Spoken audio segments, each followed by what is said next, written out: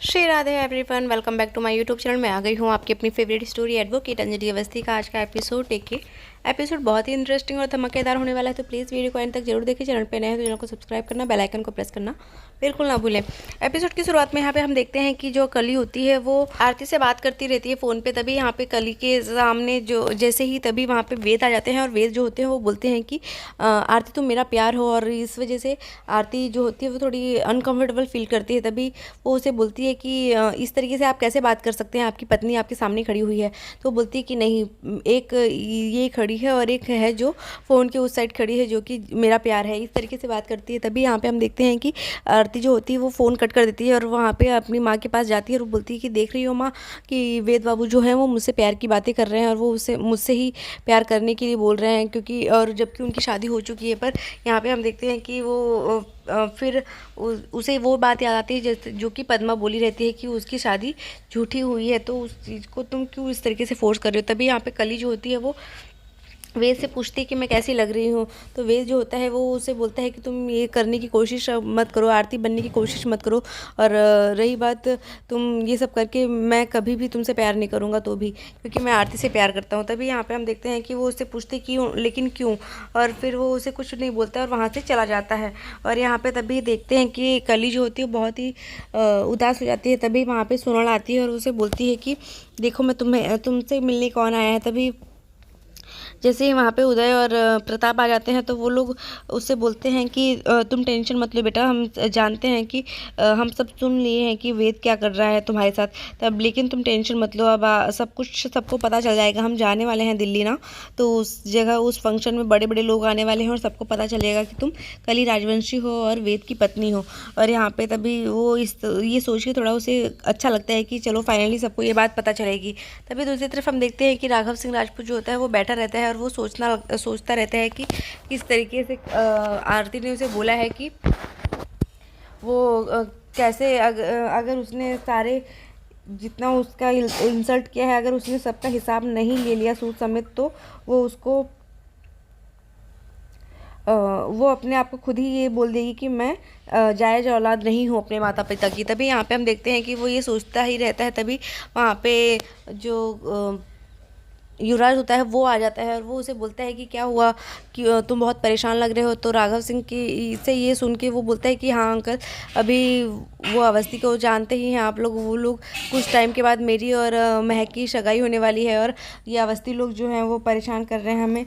और वो इस तरीके से जैसे ही सुनता है तो वो बोलता है कि तुम टेंशन मत लो, उन लोगों की क्या ही औकात है मेरे सामने, और मैं किसी को इस सगाई में कोई भी तरीके से बाधा नहीं डालने दूंगा। तभी वो बोलता है कि आप लेकिन महक को तो जानते ही हैं, वो हमेशा आरती और अंजलि ही करती रहती है कि वो लोगों को इस घर में आना चाहिए, वो इस घर की बेटी है, ऐसा बोलती रहती है। पर तभी राघव सिंह राजपूत जो होता है वो बोलता है कि नहीं, मेरी बेटी सिर्फ मेरे घर से विदा होगी और वो कोई भी ऐरा गैरा आके इस घर में अपनी माँ के पति के अपनी माँ के लिए हक मांगने लगेगा और अपने अपने आप को इस घर की बेटी कहेगा, तो वो नहीं चलेगा। और यहाँ पे हम देखते हैं कि राघव सिंह राजपूत जो होता है वो बहुत ही गुस्से में बोलता रहता है कि तुम टेंशन मत लो, ये सगाई बहुत अच्छे से होगी और कोई भी अड़चन नहीं आएगी।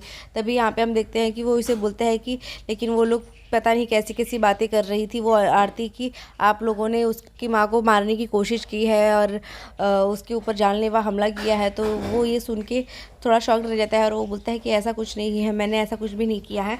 और वो आरती जो इतना कुछ सोचती है लेकिन ऐसा कुछ भी नहीं कर पाएगी। जब तक मैं जिंदा हूँ तब तक वो इस घर में और इस घर की दहलीज के सामने भी नहीं आ पाएगी। तभी वो उससे बोलता है ठीक है अंकल, मैं चलता हूँ। और वो उसे बोलता है कि हाँ तुम टेंशन मत लो, सब कुछ ठीक हो जाएगा। और वो वहाँ से चला जाता है। तभी यहाँ पे राघव सिंह राजपूत जो होता है वो सोचने लगता है कि ये आरती क्यों इस तरीके से बोलती है, और ये आरती कभी इस तरीके को कितना भी कुछ कर लो लेकिन इसे मैं कभी भी इस घर में की दहलीज में मेरे जीते जी तो नहीं ही आने दूंगा।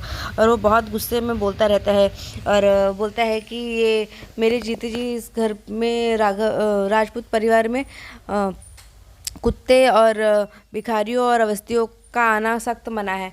और इतना बोल के वो उसे उसके ऊपर गुस्सा करता रहता है। तभी दूसरी तरफ हम देखते हैं कि जो सुनीता होती है वो नर्स, वो अपने काम के लिए जाती ही रहती है। तभी वहाँ पे युवराज ठाकुर जो होता है वो भेस बदल के आ जाता है, एक बुढ़े का भेस लेके आ जाता है और वो उससे बोलता है कि मैडम सुनिए। तो वो बोलती है कि हाँ हाँ बोलिए। तो उससे पूछने लगता है कि यहाँ पे एक एक्सीडेंट का केस आया था जिसमें मेरे भाई की डेथ हो गई थी और उसकी पत्नी थी। तो वो उसे बोलती है कि लेकिन यहाँ पे सर बहुत सारे ऐसे एक्सीडेंट के केस आते हैं, आप किस एक्सीडेंट की बात कर रहे हैं। तो वो बोलता है कि उससे पूछता है कि आप कितने साल से यहाँ पे काम कर रही हो। तो वो बोलती है कि 25 साल हो गए मुझे यहाँ पे काम करते। तो उसे बोलता है कि लेकिन आप अभी तक कभी एक केस आया था 21 साल पहले जिसमें मेरे भाई और मेरे भाई की पत्नी और मेरी भाई की पत्नी जो है वो प्रेग्नेंट थी। तो यहाँ पे हम देखते हैं वो जैसे ही ये सब चीज़ें सुनती है कि वो प्रेग्नेंट थी तो उसे याद आ जाता है कि वो अमन की और अंजलि की ही बात कर रही है। पर फिर भी वो उससे पूछती है कि आप किसकी बात कर रहे हो। तो वो बताता है कि मेरे भाई का नाम अमन सिंह राजपूत था। तो ये सुन के वो उसे बोलता है कि अमन सिंह राजपूत के भाई हैं। तो वो बोलता है कि हाँ हाँ मैं अमन सिंह राजपूत का ही भाई हूँ। तभी यहाँ पे हम देखते हैं कि वो उसे बोलती है कि अच्छा। तो फिर वो उसे बोलता है कि हाँ लेकिन मेरी जो बहू थी अंजलि उसको वो प्रेग्नेंट थी पर उसकी बच्ची जो है वो होते ही ख़त्म हो गई थी। और लेकिन मैं कल जा रहा था तो मुझे एक लड़की दिखी जो बिल्कुल हूबहू उसी की तरह लग रही थी। तो मुझे लगा कि वो मेरी नाती नहीं है। पर यहाँ पे हम देखते हैं कि वो उसे जैसे ही वो बोलती है कि नहीं नहीं वो अभी ज़िंदा है, आप क्यों गलतफहमी रख रहे हैं, वो ज़िंदा है अभी भी। तो ये इतना सुन के वो शॉक्ड रह जाता है और वो बोलता है कि लेकिन लेकिन ये क्यों बोला गया था कि वो मर चुकी है। तो वो बताने लगती है कि उनको डर था कि कहीं उसको कोई मार ना दे, जैसे उसके मम्मी पापा के ऊपर हमला किया गया है उस तरीके से।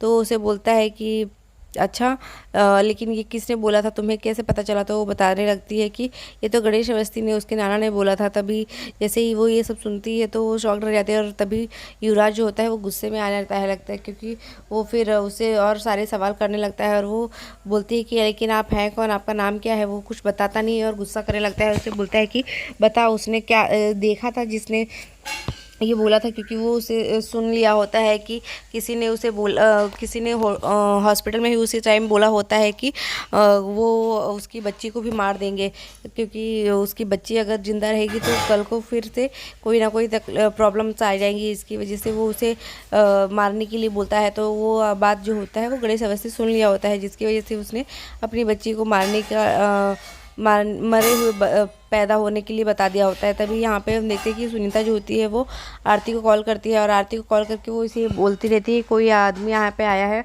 और वो आपके बारे में पूछ रहा है। तो ये सुन के वो शॉक्ड रह जाती है कि ये है कौन है और क्यों इस तरीके से पूछ रहा है। तभी यहाँ पे हम देखते हैं कि युवराज होता है वो उसके पास जाता है और उसका फ़ोन लेके कट कर देता है फ़ोन।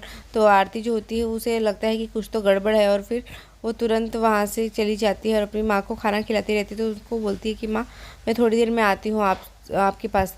और यहाँ पे हम देखते हैं कि सुनीता जो होती है थोड़ी डरने लगती है, क्योंकि जो युवराज ठाकुर होता है वो उसके ऊपर फोर्सफुली उसे बोलने लगता है कि तुम जल्दी से मुझे बताओ क्या गणेश अवस्थी ने वो उस आदमी को देखा था जिसने ऐसा बोला था। तो उसे बोलती है कि मुझे नहीं पता, लेकिन सच में नहीं पता। तो वो उसे बोलते हैं अच्छा ठीक है तुझे नहीं पता है तो अब पता कर। और फिर उसको फ़ोन लगाने के लिए कहता है कि तुम गणेश अवस्थी को फ़ोन लगाओ जल्दी से।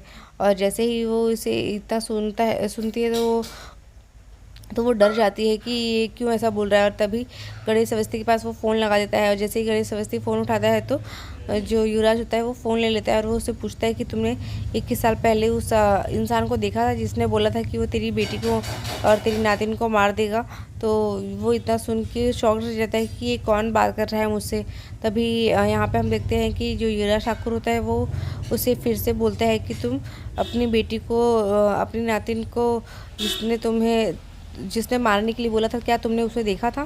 तो वो बोलता है कि नहीं नहीं मैंने देखा नहीं था, बट मैंने उसकी आवाज़ सुनी थी। तो आज के एपिसोड में बस इतना ही फ्रेंड्स, मिलते हैं नेक्स्ट एपिसोड में। होप सो वीडियो अच्छी लगी तो वीडियो को लाइक करना, चैनल को सब्सक्राइब करना और बेल आइकन को प्रेस करना बिल्कुल ना भूलें। तब तक के लिए bye bye, take care, Radhe Radhe. अपने हमारे साथ बने रहिए ऐसे ही। नेक्स्ट एपिसोड में हम देखने वाले हैं, बहुत धमाकेदार एपिसोड है, तो प्लीज़ वीडियो को देखना ना भूलें। Thank you.